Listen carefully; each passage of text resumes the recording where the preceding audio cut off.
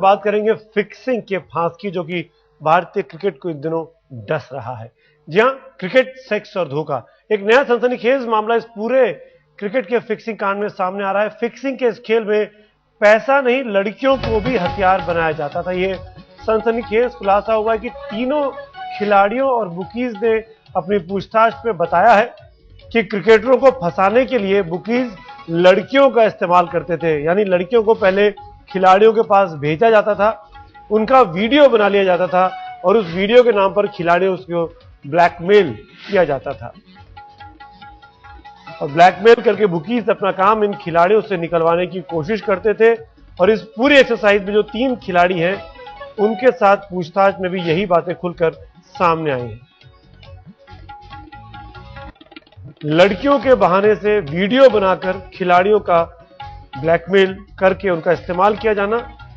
मेरे साथ मेरे सहयोगी विशाल प्रताप सिंह इस वक्त सीधे जुड़े हुए हैं, सीधे दिल्ली के स्पेशल सेल के दफ्तर के बाहर, जहां पर ये तीनों खिलाड़ी बंद हैं।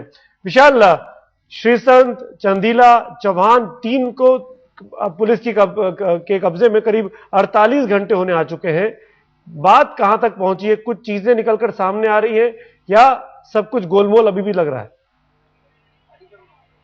देखिए सुमित्र, 48 घंटे से ज्यादा का इन्वेस्टिगेशन अब तक हो चुका है और अब तक की जो इन्वेस्टिगेशन है वो पुलिस की यहाँ कहीं ना कहीं रिवील कर रही है कि हनी ट्रैप में बाकायदा ब्लैकमेलिंग का भी जाल चलाया जा रहा था। और इंटरसेप्ट, जो बुकीज की बातचीत दुबई से और दिल्ली और मुंबई के बुकीज के बीच में बातचीत हुई है, उसमें इंटरसेप्ट में ये बात साबित हो गई है कि कहीं ना कहीं खिलाड़ियों को ब्लैकमेलिंग के जरिए फंसाने की भी कोशिश की जा रही थी कि अगर वो उनकी बात ना माने तो जाहिर तौर पर उनके खिलाफ कोई बड़ी कार्रवाई की जा सके, यानी कि उन वीडियोस को सार्वजनिक करने की भी धमकी दी जा रही थी। जाहिर तौर पे अपने आप में समझा सकता है कि इस तरीके का हनी ट्रैप कितना खतरनाक हो सकता था खिलाड़ियों के लिए अगर इन वीडियोस को सार्वजनिक कर दिया जाता।